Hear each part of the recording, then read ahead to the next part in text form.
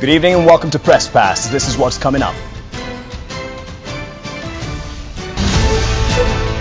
Now, the argument that's made by bankers, by lawyers, by accountants, and by every professional that has ever handled money stolen from South Sudan is that it's just that, it's a professional service.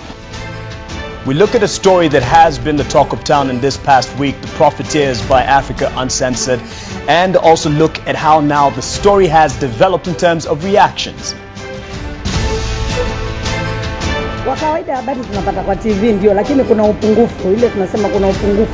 Ni kama kuna vitu fulani mnabania. Naweza kusema mimi naishi na news na tena nalala na news na amka na news.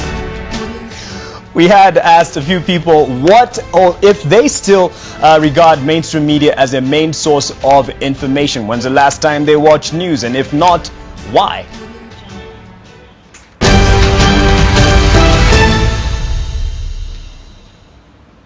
Welcome to Press Pass. Let me introduce you to my panel. Right next to me is a former colleague here at the Nation Media Group, John-Allan Namu. He is an investigative reporter now at Africa Uncensored. Has been there for a while now, doing a lot of good work, and you've seen the Profiteers. We'll be talking about that later on in the program. Next to him is Rose Lucalo. She's a media consultant and trainer. Will be telling me where I do my job wrong and where my counterparts have also kind of missed the mark there and dropped the ball in their duties. Next to her is a veteran journalist, John Gashie, and also a regional policy analyst, and has been very keen on the story of South Sudan over the years, has worked and trained journalists in South Sudan, and has a lot to tell us about the wider context and the other stories that we can and need to tell about South Sudan. And next to him is Sarah Bakata, associate editor of the international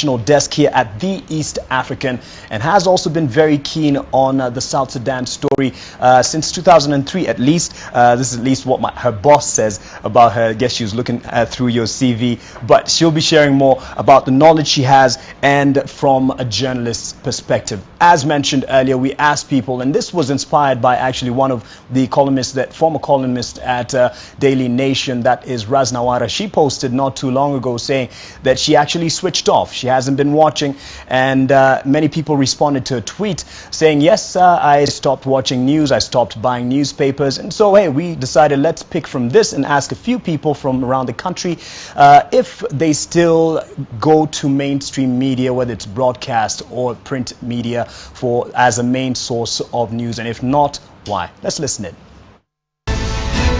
Mimi napenda kuwatch mainstream media kwa sababu venye wanapeana news, I feel like they give it the real thing venye ime happen. Mara mingi social media huwezi tegemea sana. For example, ukipata kitu Facebook and those are the social media forums, hawapeani news venye ime happen vizuri. Media has become a main source of news for confirmation of the news that we normally see or maybe watch through the social media, or things that are reported by the so-called citizen journalism. So through that, the mainstream media has become a source of confirmation of some of the news that we hear coming from different sources that are not very much reliable. Napenda media sana kwa sababu media wanatuambia mambo ya ukweli. Kama rais yako mahali, kama kuna scandal mahali, kama kuna sherehe mahali, nafurahia sana. Kwa hivyo naweza rate news. Hasa wanahabari na wapongeza sana kwa kazi yenye wanafanya.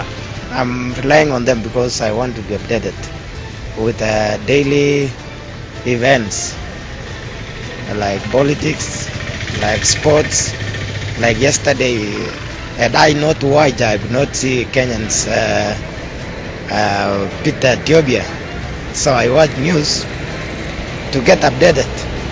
Mimi huwa na watch NTV all the time kwa sababu mimi ni mwanabiashara wa hoteli. Kwa hivyo hata hoteli yangu nimeiweka NTV throughout, iko on ever. Napenda kuona news kwa TV, lakini kichelewa sana hali ya kikazi, mimi napenda kuona kwa YouTube.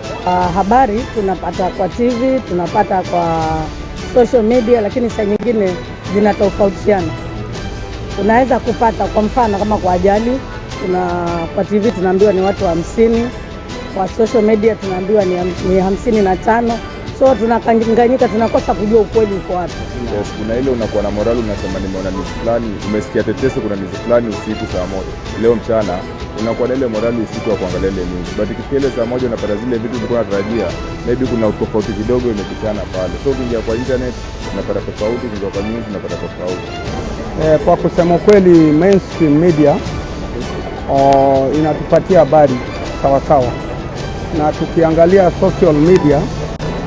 social media tunapata ya kuwa haijafika maeneo mengine, hasa tukisema sehemu za Turukana, tukisema sehemu za Mandera, Kwale na kwingineko. But unapata ya kuwa mainstream media ni kitu ina splash na pia inaonekana kila mahali. To me, news like a daily food that I have to feed on, so to speak, because I watched news yesterday at night, in the morning when I was leaving. I watched news so that I can be able to confirm what's happening, what's going on in the country. Niliwatch news juzi ya saa 1. The last time hata ni saa hizi tu nimetoka nje na iko on. Yeah. Last niliwatch ile ilikuwa accident. Sasa nikawatch walifanya kazi mzuri. Naweza kusema mimi naishi na news na tena nalala na news na amka na news. Thank you.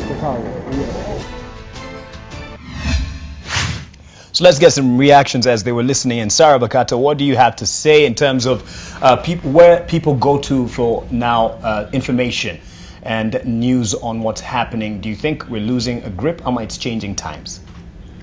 I think clearly different people have different perspectives of what they want. Yes. If you rely, or if you think you find yourself in a position where social media is working for you, that is where they will go. And not necessarily these days that you have a group of people that have to go and watch news on TV. No, they don't. They follow what's in their WhatsApp groups. People are moving to their niche groups. Yeah, who's giving them what is breaking? And they actually choose. There are people who tell you, I don't watch politics. So news to them is anything else that's happening outside politics. What is business news, what is entertainment news, and what is that? And clearly not from mainstream media. We don't carry a lot of entertainment news per se. The one that tells you Kanye West just landed in Uganda, you won't get it on NTV as breaking news, but you'll get it on Pasho, you'll get it on Facebook, you'll get it on Twitter, and that's where guys will go. So clearly people are going where they want to go, and I think that's a good thing, because you can't bundle people together in one instant. Everybody has finally found a way to get what they want to know. Yeah, and perhaps, Bwana John Gashia, as you tell us now, if you watch a bulletin every day and read the paper on a daily basis, do you think the consumption and the sources that people consume our news from has changed and it's inevitable? I would say that perhaps that we are going through a process of people trying to understand news and their tastes. Okay. And also news, whether it fits in what their worldview is all about and their interests. But as perhaps we've heard from a lot of the people that the voice box that you did here, there is something that was quite clear. People wanted confirmation, wanted verification, wanted trust, the question of trust. But as my colleague here perhaps will say, there is audience segmentation, but the need for legacy media to provide what it does best in terms of verification, confirmation, trust, and sources. There is still, the social media cannot compete, and I think there is still a role for legacy media. Okay. Yeah. And Rose, as you train people, and of course you're encouraging them to get into new media or new modes of getting to the audiences, but the mainstream media perhaps has an opportunity, as he's mentioned there, of verification and confirmation, so the audience will still want to look to us for the credible information. Yeah. I mean, I think it's something that all media houses are grappling with, is the changing patterns, the changing models of business, of reaching audiences. And we have to admit it's a time of flux. But I think also we're living in the information age where people are inundated there's a lot of information, and we're almost in an information on state 24 hours. Whenever you're awake, information is hitting you, and it can be tiring. So I think these are factors that we have to take care of, to be cognizant of, and really just to work to understand what new role legacy media, where will we fit, and how to monetize it, I guess. Yes. Yeah. And John-Allan Namu, you were part of legacy media, or mainstream you'd call it, and now you branched off, you're independent as Africa Uncensored. The platforms that you use to get your projects out there are not necessarily what you used to use while you were with us. How is it working for you? Well, it's working well. I'd say that with the most recent example, it would be like a good example, but a bit of an outlier, given the response. But nonetheless, speaking more widely about people's use of different platforms to get news out, it's working well. People are responding, and just as everybody has said here, they know what they're coming to us for. They know what they won't get, and I think we ought to be comfortable with that, knowing that there's a specific need that we're addressing, and that we can't be all things to everybody. I think that age has kind of gone. Right. Speaking more widely to the point on legacy media, it's with almost every industry that has been disrupted. The future perhaps will not be in trying to compete with all of these streams of information. Information has been democratized. Perhaps the future will be in terms of trying to manage certain processes, as has been given as examples, training, verification, that sort of thing. Right. And now tell us, as we get into the main focus of the day, because there has been a lot of focus and response to something that initially was meant to air on KTN News last Sunday. Last minute, they changed their minds. And you can tell us as much as you can right now why that was resorted to in terms of the reason they gave for not airing the Profiteers. So, very late on Sunday afternoon, I got a text message from one of their producers saying that they wouldn't be running the documentary. Yes. And of course, I, in panic, went and asked why. Eventually, what emerged was that they were nervous about certain segments of the documentary where they felt that we had given, whereas we had given people who we had laid certain allegations, leveled certain allegations against, an opportunity to respond, that we should give them a further opportunity to respond. Our point of view was that we would not treat certain people as sacred cows. Yes. And we would proceed with the documentary. And I think, to be fair, the way we handled it, and I think the way also KTN have handled it so far, is the way things should be handled. Right. If you have a disagreement on points that you feel are very close to your heart, then you should have the room to be able to disagree. Okay. And to be able to publish. On some editorial grounds. Yeah. But then, Rose, how it played out, in an attempt, perhaps whoever managed to convince the editorial team not to air it on KTN News, it then got even more traction. It was shared on YouTube. People were sharing it on their WhatsApp groups. And this is telling about when information needs to get out there, it will get out there. It's out. It's like water. It'll find its way out. And I think actually when information reaches public that something was suppressed, somebody tried to suppress or wouldn't touch, it's almost like advertising it. Yes. And I think we've seen this through the years, from the years of censorship and closed press and all that. We've seen it. Information always gets out by any means.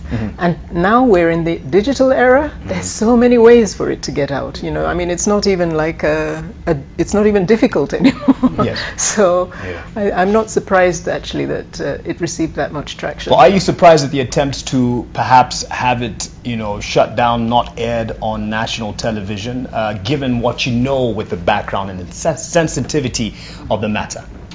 I wasn't surprised.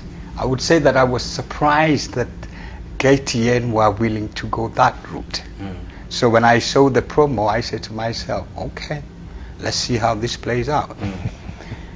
Because with the benefit of hindsight and also the background is that, remember, the affiliation, the networking, and the causing up, and then business networks and affiliations between the elite in Kenya and in South Sudan, at whatever level, be it at the government level, at the opposition side, and in South Sudan, the elite is so splintered and so divided and divisive, but they still have a fairly interesting connection with the elite in Eastern Africa.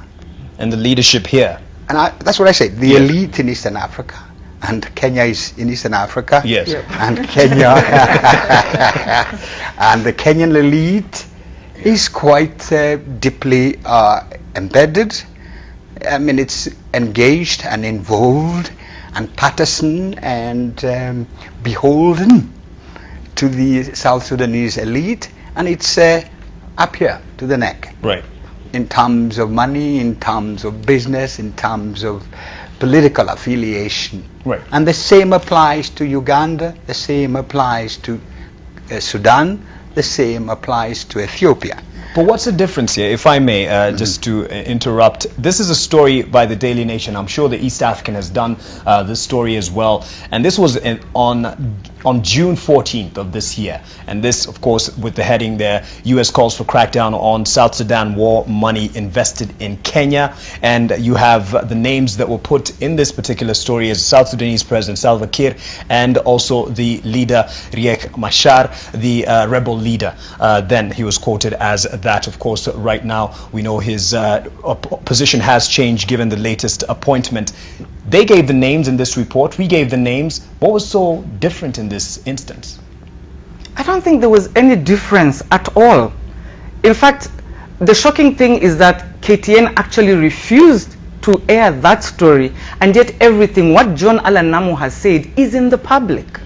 Everything, up to a UN resolution, sanctions. Malong was one of the 6 generals mentioned in the UN sanctions, even by the US. So there was absolutely nothing new. And I think the shocking bit was that I think KTN, going by what they did, not wanting that thing to be aired, they thought nobody would actually be interested. But just like what Mr. Gashia mentioned to me before the program started, one thing they forgot is that South Sudan is an integral part of Kenya today as we speak. Not just Nairobi, everywhere. South Sudanese are everywhere, and South Sudanese know Kenya is basically their second home. Right. Everything that has happened in South Sudan has passed through Kenya. Okay. Starting from the peace process to their businesses, their children going to school. And what he says, the elite in South Sudan is totally connected to the elite in Kenya. Political elite, business elite, and every kind of elite is here. So there was really nothing new. I see Namu wanting to respond. Real quick, before I take a break, my director says I need to take one. What your target when you started this project in May, did you achieve it? What was your aim? My aim essentially was to lay bare some of the contradictions that we have in this country and in the region with respect to saying one thing about a peace process in South Sudan and acting completely differently at one level, right? So on that political level, I think it was important for us to speak very plainly about what's going on and the complicity of the region. But let's face it, the humanitarian crisis in South Sudan, much as we are intertwined and our histories are shared, the humanitarian crisis had become something that when you watch it on TV, people's eyes glaze over because it's South Sudan. Again. They've been at war for this number of years. It's another situation just like Syria, and that's a sad thing about being bombarded with the same pictures of just a serious unfolding humanitarian crisis. So for me, the goal was to show people that this crisis, these deaths, this war has a direct correlation with how things are happening in the region. Right. And I think to a certain extent we did achieve that goal. Yes. I feel like there's a lot more that could have been said. And if you speak to any regular South Sudanese person who's kind of tuned into what's happening, or any Kenyan or anybody you hear on this panel, they'll tell you that there's a lot more that we could have said, a lot more. And that's what we want to get into, even with the focus on in terms of the benefit of the context and the background that we have here on the panel on the story on South Sudan, but also the reactions, whether threats that have come your way, lawsuits, dare I say, and as well as the other interviews that have been carried. You've seen that one on Citizen TV, that was yesterday, Sunday Live with Jeff Koinange, and there's a lot of response about how that went out there and how it played out, whether it was a sanitization attempt. We'll see. Given the responses that we'll get here, and as well from your views as we follow the conversation. Stay with Press Pass. Welcome back to Press Pass. A week after the Profiteers, well, just under a week after the Profiteers series by Africa Uncensored was published, well, you're getting really good publicity from this. John, he's smiling, he's grinning. Well, Citizen TV's Jeff Koinange hosted one of the main characters or the subjects in the investigative piece, and we cannot air the full length of the Sunday Live interview for obvious reasons, but credit where it's due, that's where it's from, with the former South Sudan Chief of Staff, Paul Malong. Part of what he said was with the allegations leveled against him, no one reached out to him to get his side of the story. Let's follow this. I'm here to see Bwana Malong.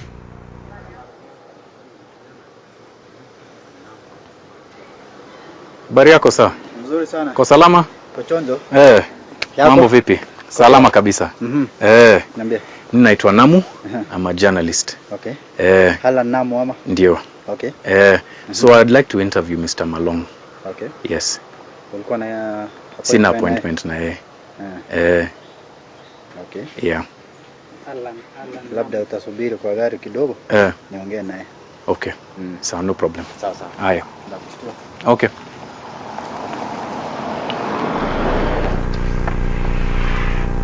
Yes, mzee. I'm sorry, mkubwa hayuko available sahi. Maybe you book an appointment, maybe some other thing. Can I leave my number for me to be able to? No problem. 2 weeks after my first visit to his home, I went back hoping to deliver this letter with my questions to Paul Malong and interview him. It is because I wasn't able to get an appointment with him that I have written this letter. So all I want is to deliver this letter. I own him, my contacts are on there. He can respond about You just do this, write your contacts somewhere. My contacts are on the letter. My responsibility stops at this gate. Yes. I just want to be clear that you understand that. Yes, I understand. All right. I understand. Yes. Okay, fine. I understand. So what I will do, utapitisha hii barua chini ya mlango. You don't have to pick it up. Someone will. But my responsibility has now been. Bila kuelezea mzuri. Wacha Mr. Malong atoke meeting. Tumbe your contact, aongee na wewe. You know you cannot force whatever. I'm not forcing you to. I'm not forcing you to read the letter. A lot of people have been looking for you. It wasn't very difficult for us to find you. Well, I'm here. I'm very simple here, but I think nobody have tried to reach me. Yeah. He would have got me. Yeah.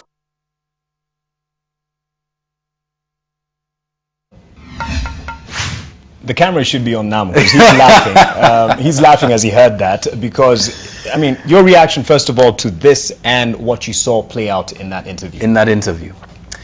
Okay, well, I think it's really obvious that I made an attempt to go and speak to Mr. Malong twice.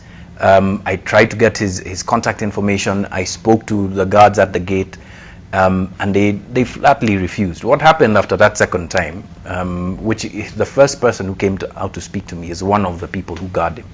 The second time I was met by someone else who was also in that, the group of people who guard him. During that second time, what I didn't mention is when I went to the gate, there's a bit of a window there, and I saw Paul Malong sitting outside there, outside just next to his guards. His guards were playing cards, right? Yeah, but anyway, I made the attempt to try and speak to this man. And get his side of the story. Get his side of the story. So, you know, I don't want to throw shade, but you can tell what the subtext of that question was by Jeff when he asked it. And I think, well, let me just leave it at that. Right. You know, people can judge for themselves. You put the clip side by side, people can judge for themselves. Well put, John. Yeah. And to you, Rose, you watched the whole interview, the entirety of the interview, and also you watched the 3-part series, The Profiteers, I believe. Yeah. And following the reactions to this and where the story is right now, are we doing justice to it? I was a bit surprised at the interview yesterday because I think as a journalist, what you did with The Profiteers raised a lot of questions. There's a lot of substance in there that could have been followed up on. Right. And I would have expected some of those questions to come out in that interview, if nothing else, you know. And very, very lost opportunity, a big lost opportunity. I mean, considering that it's supposed to be hard to track down these people, although some people can find them, you know. I think I'm hoping that we will expand this conversation, because I think in one of the documentaries, Owino of IEA raised the issue that the reputation, the risk that to the reputation of Kenya is really, really being damaged. It's beautiful the way that you exposed the Sudan question, but we've also had the same issue coming up with Somalia, gun running, with charcoal, with piracy in the Indian Ocean. So many issues, and Kenya just seems to be at the center of this, and it seems to be an easy place where people can disappear. Conduit nation. And the police, I'm sorry, I don't understand why they're unable to investigate. I don't know why they have to be prompted. Right. You know, I don't understand how our police force works. Okay. Initial reactions to what you saw, and then we can, as she says, expand this. I was intrigued, but rather I wasn't surprised that it was handled in that manner. Yes. I was perhaps only worried why that particular station and why that particular person and the manner in which the questions were asked. And I was to a large extent left perhaps wondering, was this, and could this have been a hatchet job? Right. Could this have been an attempt to kind of sanitize it, or perhaps give General Malong an opportunity to kind of cleanse himself, if at all he is soiled? But again, for me, knowing what's going on in South Sudan, right, for me it was a grotesque attempt at sanitizing the tragedy that is happening in South Sudan, and the level at which the elite, who include Malong, who include the young tycoon, yes,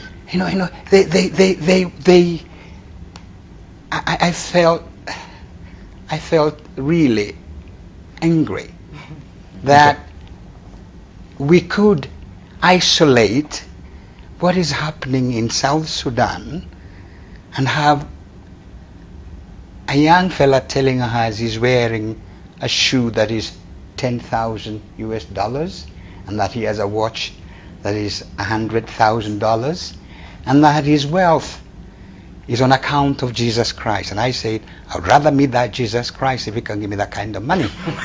Unfortunately,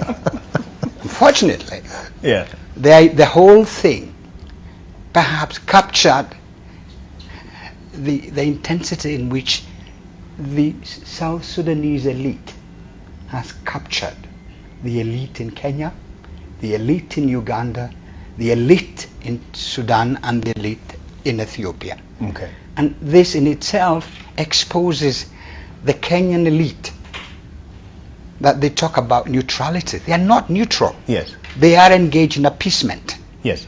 They are appeasing the characters. And I want to get to that. And they are accomplices to what's happening. Accomplices to South Sudan. And they cannot hide behind, diplomacy and sovereignty when that thing is going on in South Sudan. Yeah. They have no legs. Kenya brags of being one of the main mediators in this whole process.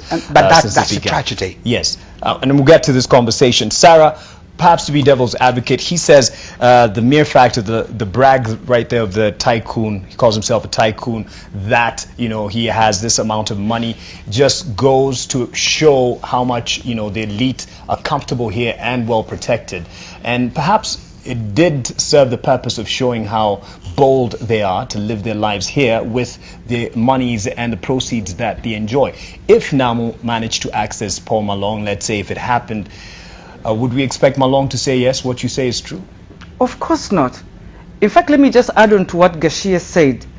When you watch that clip of Malong, and then you tend to think, oh my God, this, we all know what is happening in South Sudan, and this is the guy sitting right there and is telling you, I made my money from Jesus Christ.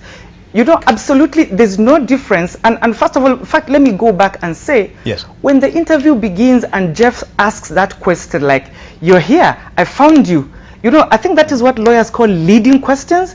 So clearly, it's not Jeff who looked for that guy. Malong looked for Jeff to come and say what he wanted to say. Anyway, moving on swiftly, the young tycoon checks in somehow and tells you how he made his money.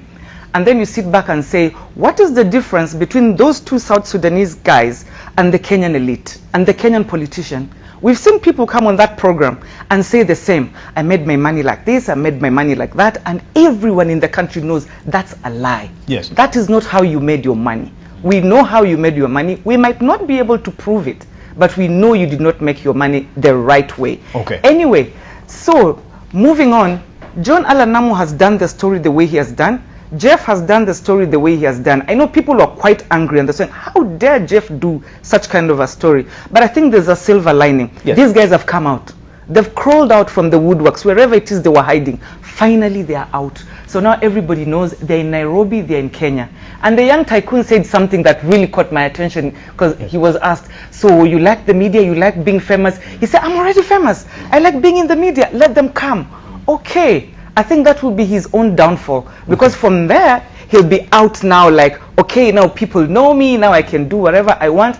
And Kenyans, that was not the first time we'd seen him. Yes. Even on Facebook or whatever he posted, that video that he posted. Yeah, floating in money. That was not the first time. We see them every day on the streets of Nairobi, Monday to Monday, with their huge fuel guzzlers, driving around in posh clubs everywhere. Kenyans know these things, and they know very well that is not real money. Okay. That money has come from somebody's suffering. Yes. And finally, these guys are out there. I think that is the silver lining. They are here, right, and somebody will get them. Let's say, I think early this month, there was something that was happening in South Africa, if you remember, about the state capture by the Gupta family. Yep. The elite in South Sudan has captured the elite in Kenya, the elite in Uganda, the elite in Ethiopia.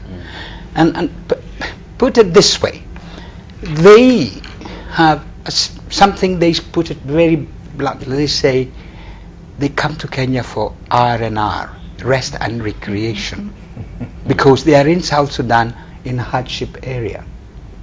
If you ask any of the international NGO people who work in South Sudan, after every 3 months they come out on what they call for R&R, rest and recreation. Yes.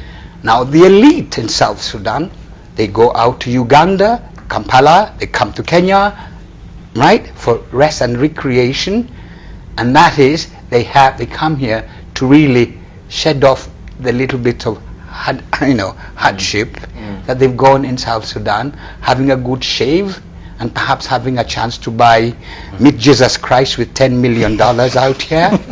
And also, listen, when Malong, immediately he fell out with Salva Kiir, he was stuck in a place called Yiril, in the lakes.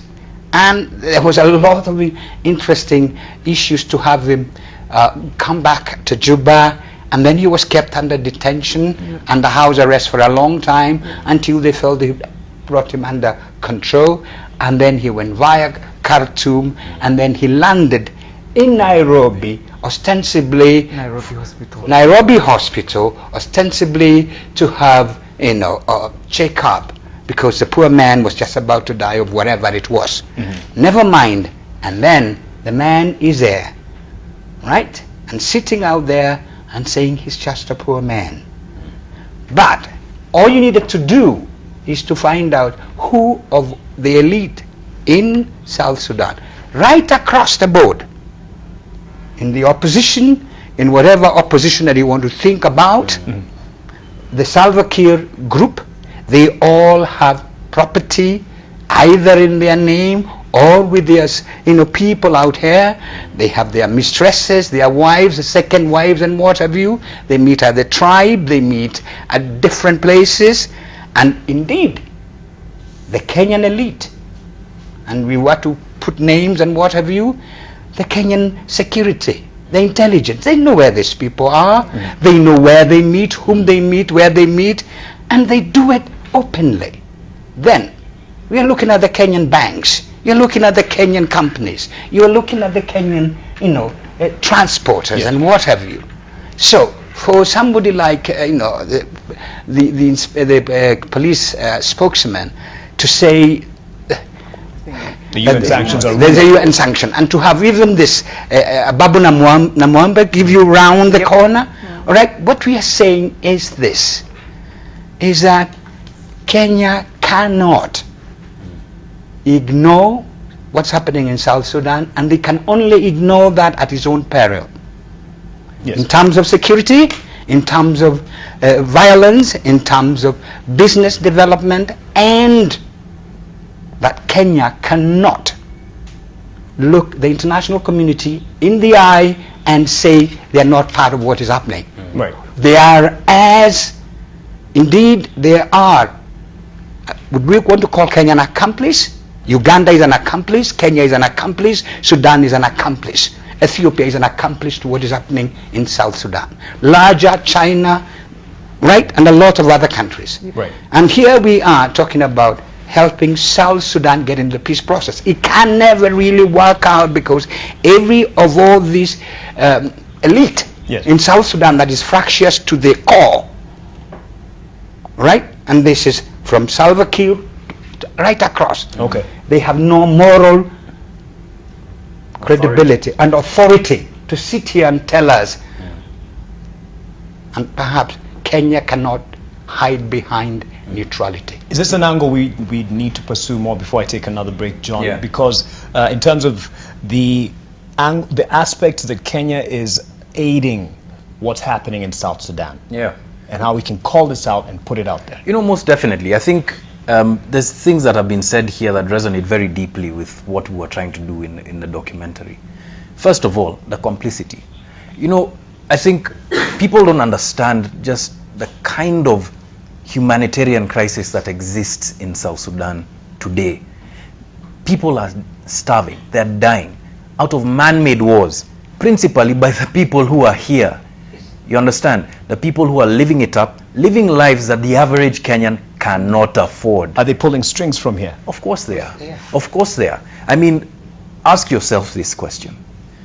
If Paul Malong, who's considered, even by that fractious elite, who's considered as a spoiler in the peace process, who was considered as a person who embezzled money, accused obviously by someone who's just as complicit, right? Who has a rebel movement with a Twitter account to boot. That is new rebel movement. Exactly. That's been trolling me for like a week now, right? This guy is here. He's a rebel leader, accused of some of the worst crimes that have ever been put in statute books, but he lives in the leafiest suburb in Nairobi. Protected by our own security. If that is not complicity, you tell me what is. All right. Kibi Eliud says, kindly ask John-Allan Namu if he has received threats from the powers that be, or what reaction he has received from this. This is just a quick question. Could you respond to that? Silence. That's been the response. Silence. Silence. From this government, apart from the people that we interviewed, silence. And I'll tell you why. It's because they're hoping that the news cycle will kind of just chug on and we forget what's going on, and that's become the refrain for anything that is difficult or sensitive to deal with. It's silence. And that's the unfortunate thing about what happens in this country. You have very serious issues that affect the common person, but silence is the way it's dealt with. And because we deal with it by using silence, we're never going to be able to resolve things. There's something that John said that I think should not be lost here. If the elite are able to move their money in, illegally and legally. What is to stop a person who is poaching from moving his money the same way? A person who has ill intent for this country, to move their money in the same way, and to destabilize this country the same way. You see, it's such short-sighted, blinkered thinking by our elite, because they're so engorged. You understand? They're so complicit that they don't realize that they are hanging themselves along with us by creating these loopholes and having a very narrow understanding of what their role in South Sudan is supposed to be. Right. Yep. You understand? That's a bigger problem here. But silence, long story short, is how this has been handled. And that short-sightedness is why you got the answer you got from Mr. Owino. Exactly. Because basically he was telling John-Allan, there's no complainant. Who is the complainant? That was basically what he was telling him. Exactly. But of course there is a complainant. People are dying in South Sudan. Yes. And what Rose has pointed out, our financial system credibility, our political system credibility. The word here is credibility. Yes. What credibility do we have? And here we sit in IGAD.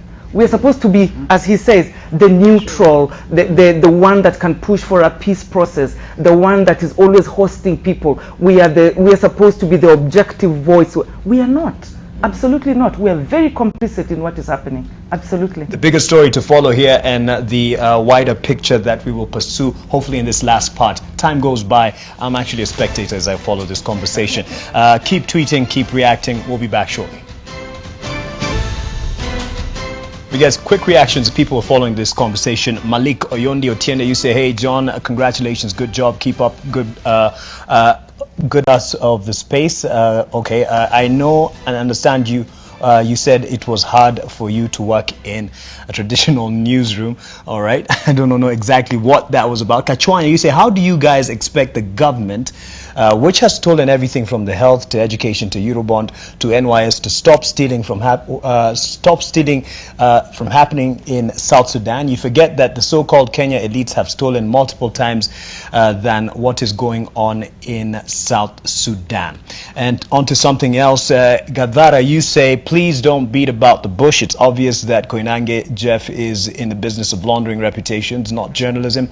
Also, where did he do the interview? How did Lual Malong happen to drop in during the interview just to deny the parentage? In fact, that's another aspect, because many are asking, is this the case, as pointed out in the Profiteers, that he is a son to Paul Malong? That is, and he kept saying it a lot, I am Lawrence Lual Malong, your junior. Is he the son of Paul Malong? And it is important to follow through with this and see if there is an connection.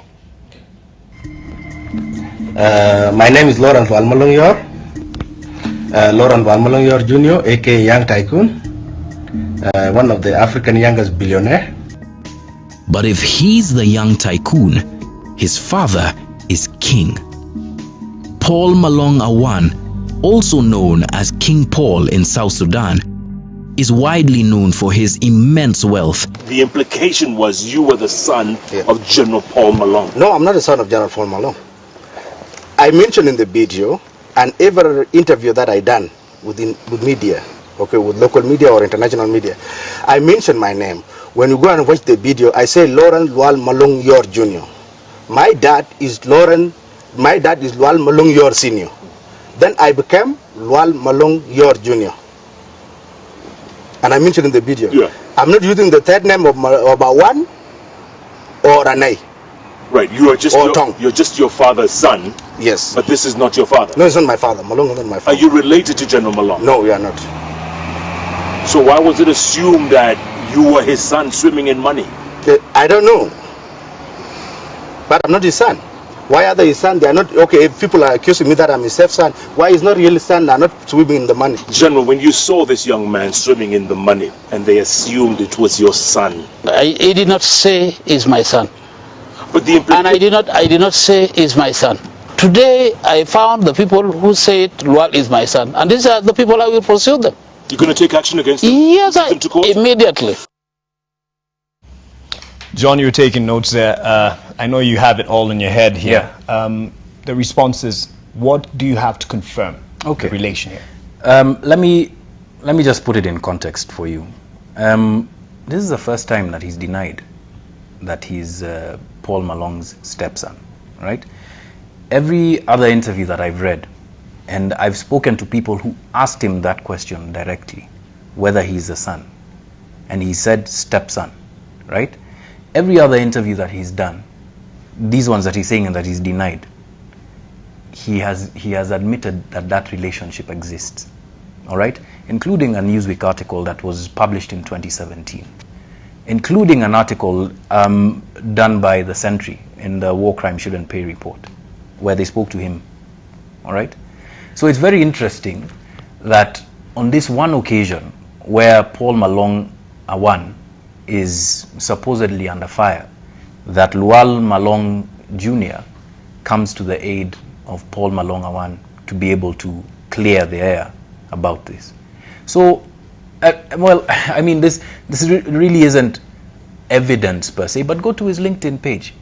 You know, there was something that was circulating, right? I had gone to it earlier, and it's clear. What was the importance of, sorry to cut you short, but you can continue, the importance of bringing this Malong Yor Jr.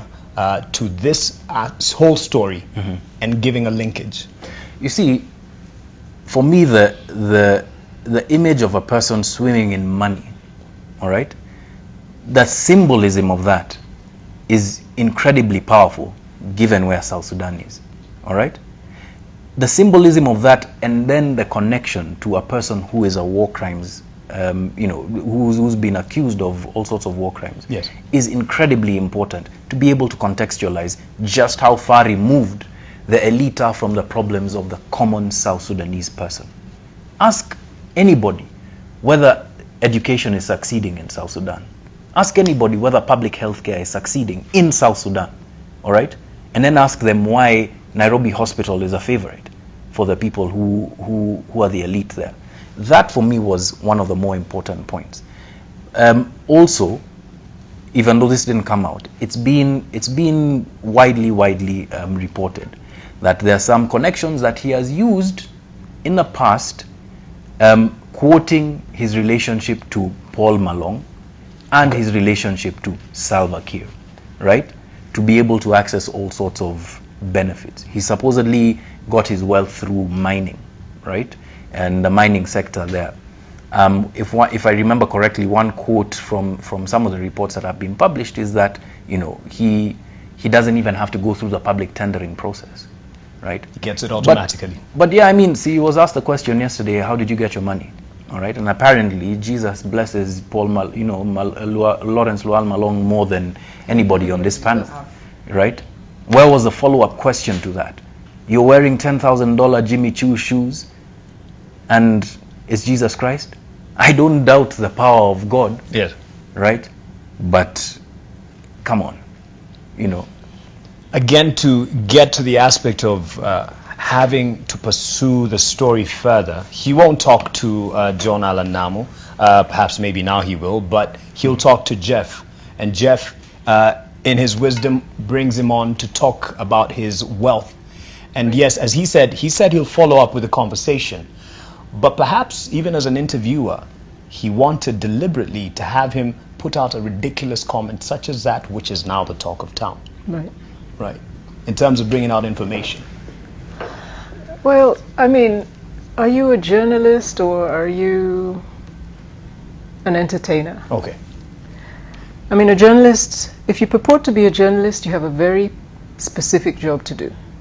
And that is to get information that is of interest to the public out, answer questions, clarify situations, make things make sense for people. That interview comes on the heels of the launch of a lovely documentary that raises 1,000 questions. Yes. 1,000. I mean, I think 1,000 directions you could go in from that. And not one question that clarifies or answers anything, you know? I mean,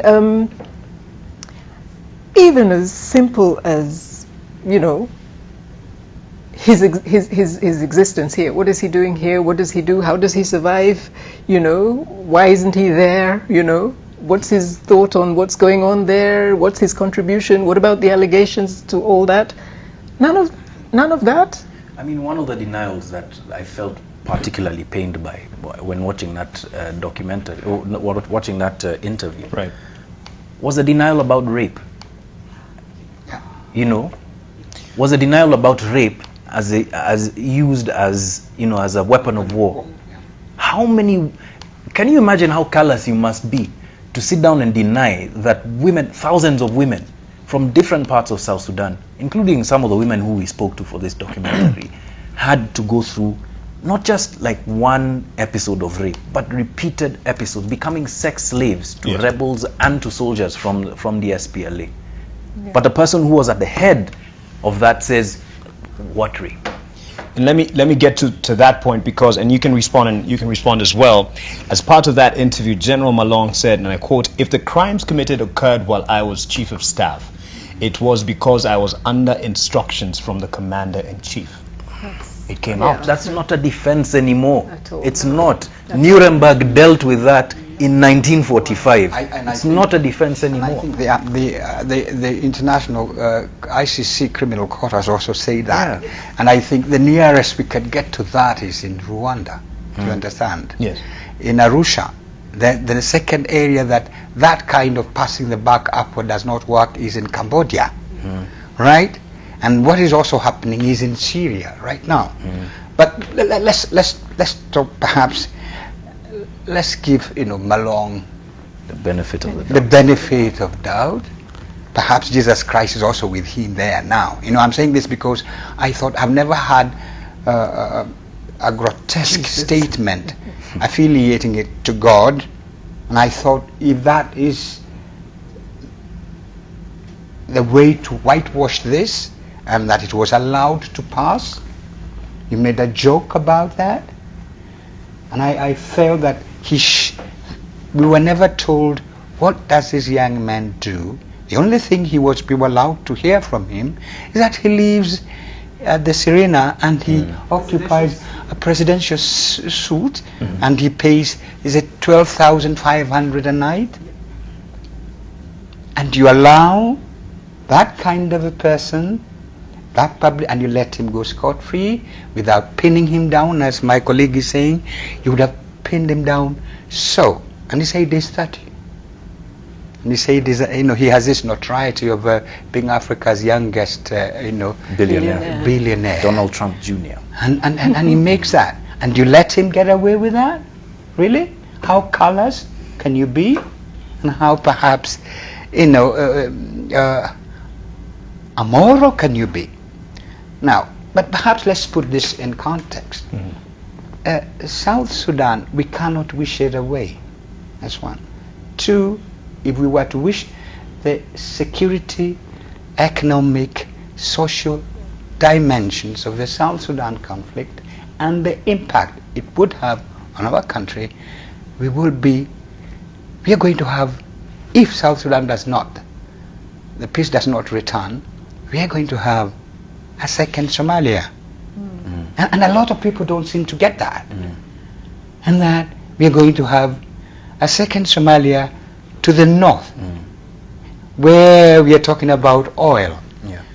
We have the Ilemi Triangle, we have the Turkana, we have the you know, the related kin in South Sudan. You know, we have that Karamojong area. And then let's put it down very clearly. There are more than 10 million small arms circulating in South Sudan. Those guns could find, and some have found their way into Kenya. There are more than at least 300,000, perhaps the latest about 140, that have come into Kenya. And if the situation deteriorates further, they are coming. What you don't seem perhaps to see is a cross-border security dynamics. Right? And we've got KDF in Somalia, isn't it? And the president said they're still there to stay. Right. Remember, we've had Kenyan troops serving as in the peace units, and then there were these issues that they came back. Kenya has not really gotten back. Kenya burned its fingers, if you remember. And the President Kenyatta was very upset about that. But of course, we were thrown under the bus, isn't it? And Kenya took the beating out of this. Now, if South Sudan peace process collapses and it continues, we will be drawn in. We cannot afford to be neutral. We cannot afford to be disinterested. We cannot afford not to engage proactively and be properly engaged in South Sudan. Okay. That South Sudan is a sovereign state, granted it is. But what happens in South Sudan will come to haunt us. Somalia, we played along. You guys, I think you could remember, we had Siad Barre, right? And we had the late President Moi, isn't it? And we played along, and Siad Barre came out here, and 10 years later, we are dealing with the issue in South Sudan. Because we have the Somali question, all right? We have the Ilemi Triangle question. We have the Kenyans on the border. So South Sudan, we cannot. Yes, and there's a wider story here, Sarah, when we're talking about those who benefit from the instability and actually are interested in keeping it as such. How do we tell this story?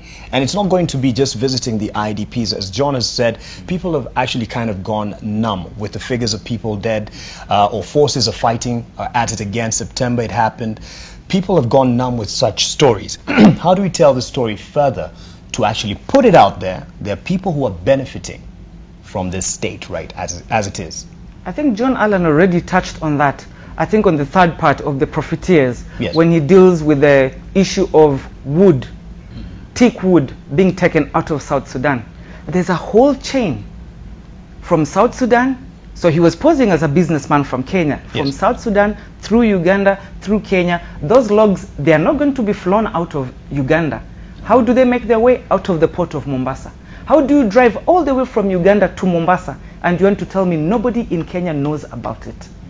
And this has not happened just with South Sudan. It has happened with Eastern DRC. Exactly. There's this case of gold getting lost somewhere here. And even gold, we're just being too much. Tea and coffee and other things get lost on the way to the port. Yes. How has this come about? The same complicit that we are dealing with South Sudan, all these things have just flown in back to Kenya. Yeah. So the things that we are doing to South Sudan, now we are doing to other countries, and we are doing them unto ourselves also. We've killed all our forests, now we are doing it in South Sudan. So this is the way we are going to do the story. First of all, we do with what businessmen, what are people going to buy in South Sudan? Is it being taken out legally? How are people making their money when somebody tells you, I have a business in South Sudan? Unfortunately, the story of the late Monica, the lady who was murdered here, what exactly was she doing in South Sudan? Right. She was what, an interior designer? What are you designing in a war-torn country? In Juba, for example, how many offices are there to do interior design? I mean, these are questions that we do. There are so many Kenyans there. What are they doing? And Uganda, all those, Uganda, by the way, has exploded with real estate. Something that Kenya went through about 10 years ago. Yes. Now it's in Uganda. Yeah. Right. All the money is ending there. Who are these people? Who is buying this land? Right now in Kenya, nobody can afford housing. Not even a single apartment block. Why? Because of money from South Sudan. Right. Those are the stories we need to tell. Yeah. Yes. To you, Rose? And if I can add to what Sarah is saying, I think follow the money, but also I think we need real collaboration in telling some of these stories. You know, the story is out there. John-Allan has told a bit, but I love that you used the Sudanese journalist. Yeah.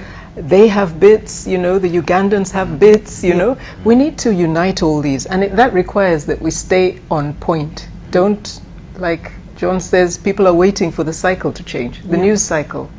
We can't afford, I mean, we have to pick a few stories and stick with them, run with them, tell them thoroughly, until they make sense and they're exposed.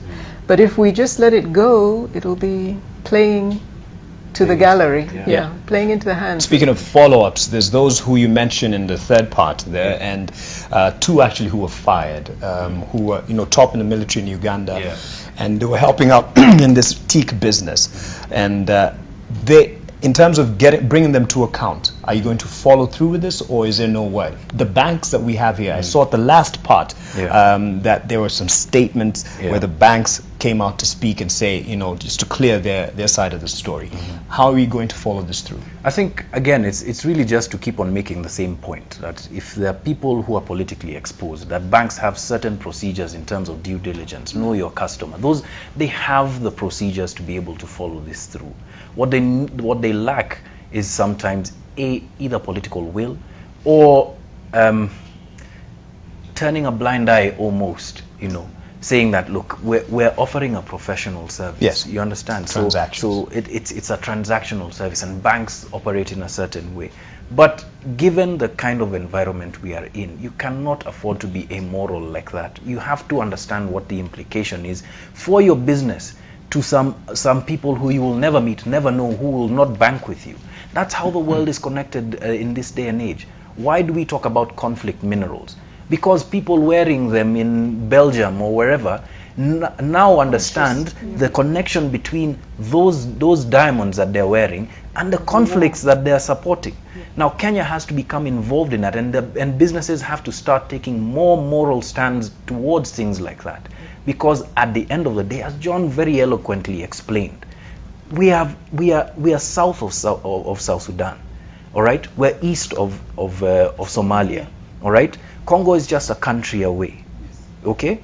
If we start continually supporting these kinds of conflicts or being or ignoring them, then those chickens will come home to roost, and it is the responsibility of businesses that operate there. It's a responsibility of business people that operate there to start thinking more about what the bigger picture is and not just about profit. Yes. Yeah. And speaking of profit, I mean, someone might say, and I have to put it out there, was Namu working for an agent in terms of bringing this out? Malong pointed out, I know people who want to, you know, either besmirch my name or, you know, taint my name, and they're working with him. I know who they are. I mean, the motivation behind this story, if you can just clear the air. Okay. Yes. Very simple. Last year, thereabouts, Peter Moy was killed, right? Peter Moy is a journalist. That's the first time that I started to take a very active interest in South Sudan. Samuel Dong, who was an activist and a journalist here, was kidnapped from Nairobi, all right? That also piqued my interest. And then seeing the kinds of things that Kenyans see every day, versus the kind of lives that people are living, that is what piqued our interest. Now, to make it clear, I think because the question often leads down to how are we funding. Yes. We have a pot of different funders from different donor organizations. The reason why we went to different funders to be able to fund some of our work is so that we can be beholden to none of them in terms of our editorial line and the line that we take. All right. So they fund some of our costs. We sell other parts of our content to, you know, media houses. For instance, KTN News. Exactly. For instance, KTN News, we've worked with the BBC before. So that's how we support our work. That's how we fund our work. And remember, the name of our organization is Africa Uncensored, not Kenya Uncensored. So we have ambitions to tell stories about Africa and important stories about Africa. Yes. And I think for Paul Malong to make that accusation, fine, let him make the accusation. Yes. What do they say in court? He who alleges must prove. Let him prove it. Right. Let him prove it. But I've told you, I have absolutely nothing to hide with respect to how I was able to pay for that documentary. And you stand by this story. I stand by my word till the day I die. I stand by it. Yes. And if he has someone who's saying that he's behind me, I'd like to come and look, because the only thing that's behind me are my family and God above me. Not the Jesus that... not the Jesus who's that Lawrence mentioned. Exactly. You've mentioned something. Go ahead, Rose. I think just to put it in perspective, that is an argument that we've heard forever. Whenever you do a story that challenges the status quo, you're working for foreign masters, you're being paid to do the stories, you know, I mean, it's not even it's not even original. You know? So I don't think it should stop us. I think as journalists, you stand by your conscience, you know, you stand by your conscience and your country and the good of the people who you call your neighbors. Okay, you know? And just real quick, because we need to wrap up on it. John, he's mentioned a word, proof, and we're not just calling out South Sudanese or any other international or foreigners who are in the city who are rich and living lavish lives just for the heck of it. If indeed there is proof, how do we come out to prove what the UN sanctions have against these leaders, the Salva Kiir's, the Paul Malongs? How do we? John did an attempt there, but still there's people saying these are rumors. How else do we go about this story? Perhaps, Mark, this reminds me of a long time ago when there was supposedly sanctions against apartheid regime, and you remember, I think you also remember that there were all these people out there trying to justify why they're dealing with South Africa. That was the Western world then, and they supported that until then. It didn't make economic sense. Would and should we not highlight what is happening in South Sudan? What John did is a fact that there is a tragedy of biblical proportion going on in South Sudan. A population of about possibly between 10 and 12, half that population has already disappeared. Half of that 3 million are in displaced camps in swamps and what have you. The other half is in Kenya, Uganda, Ethiopia and what have you, 7 years after independence. The elite of South Sudan, right across, be they the opposition, the new opposition, the Malong, Salva Kiir and what have you, they all belong to one group. And then they fizzled out, and it's a very incestuous relationship. And allies change and they move and regroup all the time, right? So, do the people of South Sudan deserve that? Certainly not. Can we as a country shut our eyes to that when we have very cynical elite that has no qualms in playing the people of South Sudan as puppets and what have you, and cannon fodder?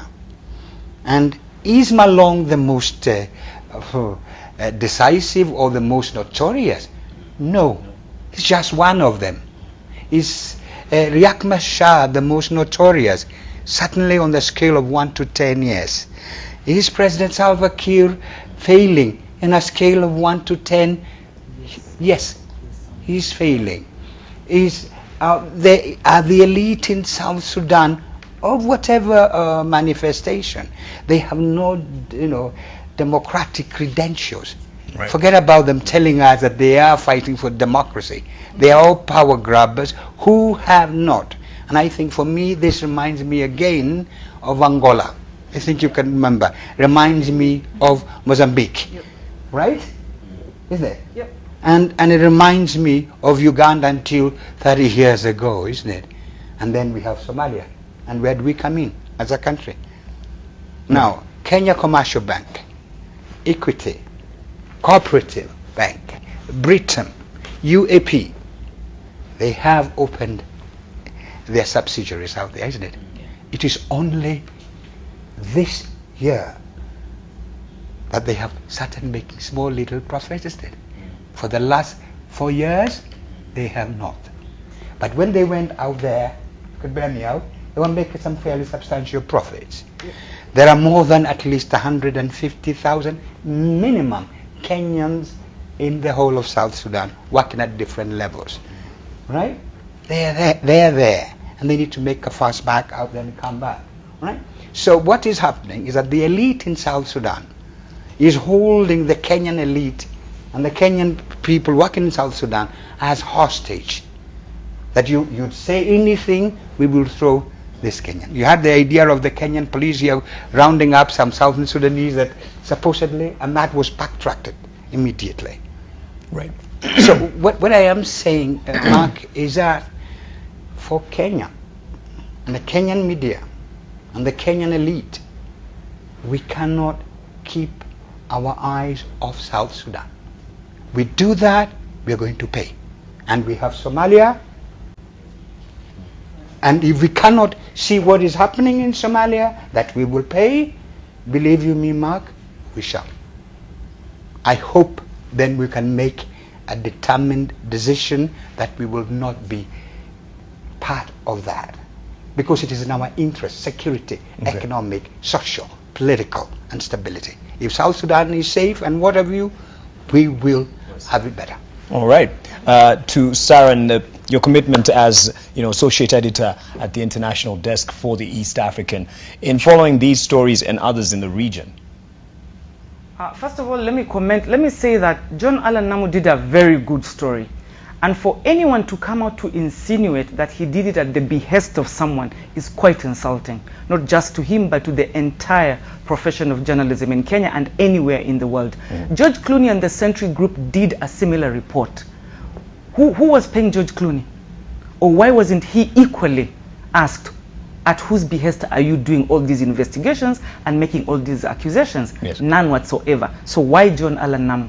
Is it because it touched a raw nerve, too close to home, or something of the sort? Yes. And then another thing, let's go back to the interview there and say, when General Malong says nobody was raped, I almost actually cried. And I said, this comes barely 2 weeks after, I know everyone remembers the Nobel Peace Prize, and it was won by the Congolese gynecologist. Yes. A week earlier, a South Sudanese doctor was given the highest award by UNHCR called the Nansen Award. This guy from 1997 has been operating a makeshift hospital all around northern South Sudan.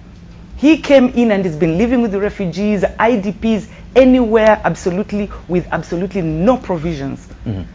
And is catering for everyone. And here is somebody swimming in money, and then he's saying, why are you just looking at my evil side and I give money to Red Cross and the church and the what? Where is that money in South Sudan? There's absolutely no one working in South Sudan.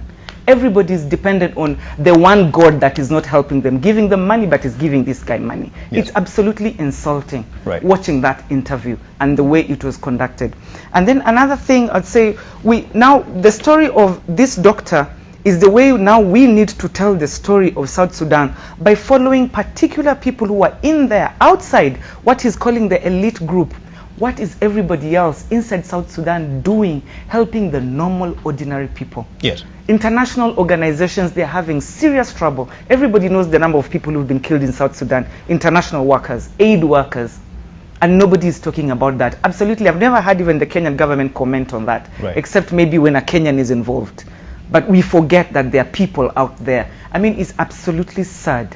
And this story, and I remember earlier on he asked me, these days the East African doesn't follow as much, and I told him, no, we do actually.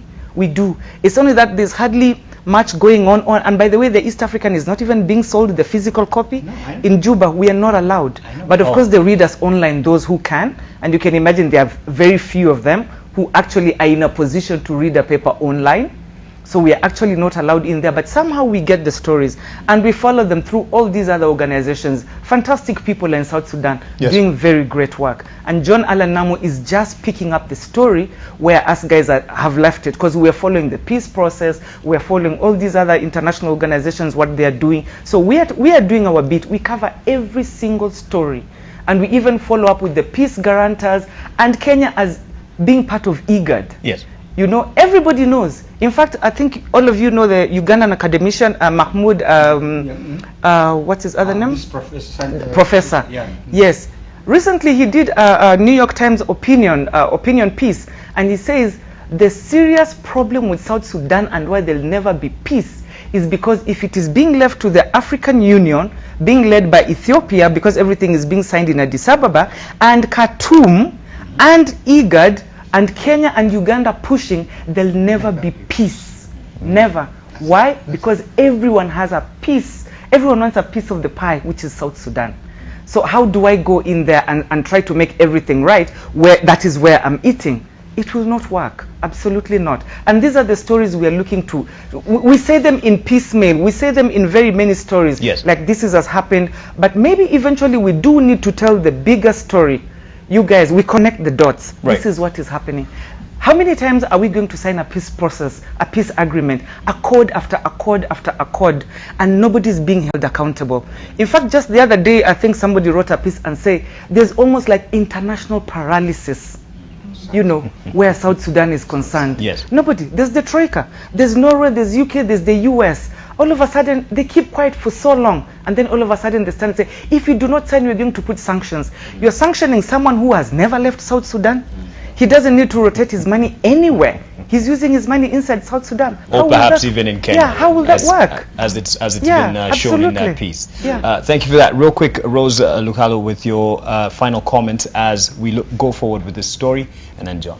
Yeah, I just want to really congratulate John-Allan Namu again.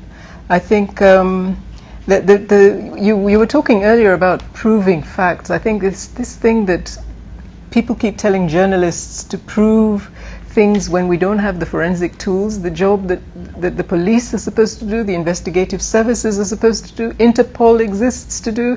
I mean, they are armed, they are equipped, they have access, and that you're expecting a journalist to be able to prove to you that bank accounts are linked when you don't have access to the banking system and etc. I think is absurd. I think we live by the role of being the first cut of history, not the last, and the dots are filled in progressively as we go on. So I don't think that we should be discouraged. I don't think we should be dismayed. I think we stick with our job, and history vindicates us. We should keep going. John-Allan Namu, where can your work be found? Many people have been asking about the profiteers, where they can find it, and your perhaps commitment moving forward. Okay, so our work can be found on most of our work is audiovisual, so it can be found on our YouTube channel, which is Africa Uncensored. You just go there, subscribe, and you'll be able to get notifications about the kind of work that we do. We're also on Twitter at AF Uncensored, same handle for Instagram, as well as our website www.africauncensored.net. Now, in terms of our commitment going forward, I think, let me put it this way. We are a small company. We are a few people, but we are a team that is committed to telling these stories and telling them as truthfully as we can. Yes. I think that's the best kind of commitment that I can give in terms of the work that we have today and the work that we have going forward. The South Sudan story is a tragic story, but it's also a story where even in that tragedy you will find hope. I was very inspired by a lot of the people that I met, including Joseph Lagu, who's an investigative journalist there. This guy he was run out of his country for writing an editorial about unknown gunmen who had been killing people in South Sudan. And his colleague was killed. His colleague was killed. He continued working as a refugee. The kind of determination and grit that takes is something that I don't think a lot of people interact with, and so it's very humbling to see that. Okay. Our commitment going forward essentially is to continue telling these stories, telling them as truthfully as possible, speaking truth to power, and doing so on behalf of the public interest, which is what our commitment is. But as regards South Sudan, I'd like to thank everybody for watching the Profiteers. You can keep sharing the story and the responses, and it's not really about us per se having been a conduit for this story, as has been said on this panel. Many people have told different parts of this story. I think what we ought to do is now to keep on telling this story and to keep on connecting the dots as well, and that will require some collaboration, not just people here but also people online, people anywhere who have some nuggets of info. Right. Yeah. And you'll still give Paul Malong an interview if you I'm still seeking that. I would be happy to. I would be happy to give him an interview. John-Allan Namu, thank you so much for your time and the work that you do there at Africa Uncensored with your team. Thank you, Rose Lukalo, for your wisdom.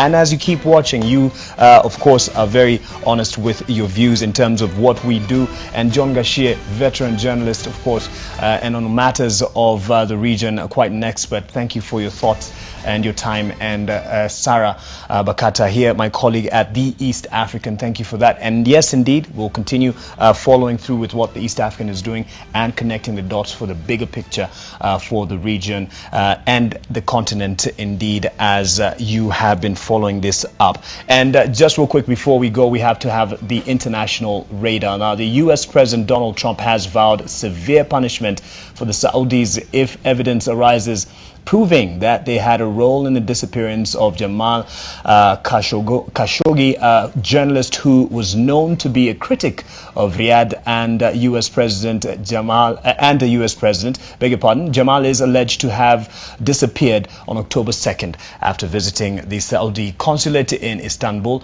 On its part, Saudi Arabia has said it would retaliate to possible economic sanctions. The word sanction against comes up, taken by other states over the case of the missing journalist.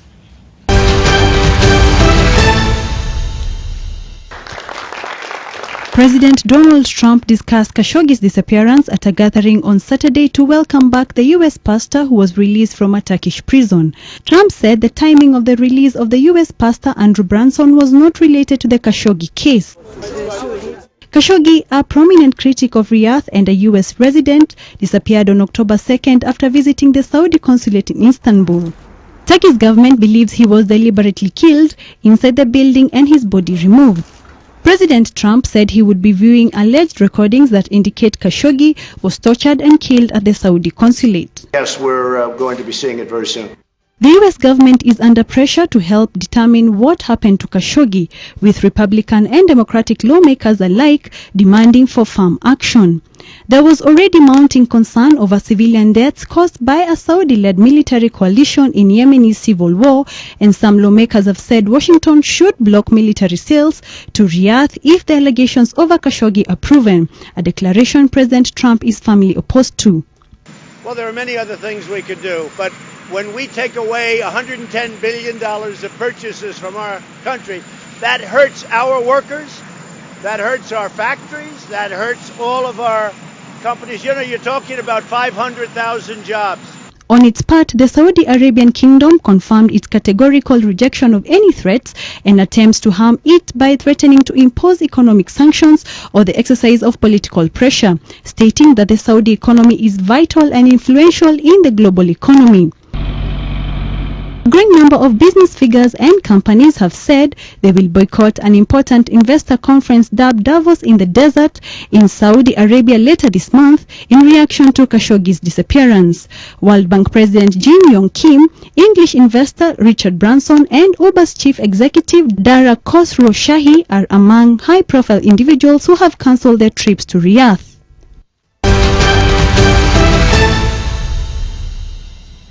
Quite a story with international impact and attention. Just one journalist, but the impact and the focus it is getting, given even what they're considering the sanctions internationally, economic sanctions. Hopefully that won't carry the day, and indeed there will be justice and they'll get to the bottom of this and what really happened to Jamal Khashoggi. And again, I really appreciate the panel that was on tonight. You really did enjoy the conversation, and there's a lot you guys need to go and follow up. I'm not too sure if John She is on Twitter, but there's a lot for you to follow up online. And I appreciate even the critiques that people write in. Robert Alai had you on once on the show. Hopefully we'll have you once again. This press pass, you say, is one-sided. I support John-Allan Namu on this, but the show tonight is so one-sided that even Mark Masai is committing the same crimes he's accusing Koinange Jeff of. He's not constructively and objectively engaging his panel. Same perspective in the whole panel. Well, I appreciate your response, and Beatrice Ndenya says something that I would echo. When crimes against humanity are being discussed, I don't know how one expects the discussion to be two-sided. And I respect how John-Allan Namu has handled this. This is not one to, mudsling or even call out any other journalist in terms of the work that's done out there. It's about the facts. It's about the stories, and it's about what he's interacted with over months. It's not my work here to make anyone in the tradition or in the business look bad, Jeff Koinange or anyone else. We discuss stories and we discuss what we can do better, and that, I believe, has happened on this panel. I learnt a lot as I was listening. I was more of a viewer here, and I appreciate your time. May you keep doing what you do for the service of your nation at the institutions that you represent, and as an individual as well. Thank you for watching and making it all the more worth it. John, why don't you bring your stuff here on NTV? I'll leave you with that one. Keep it NTV. Good night.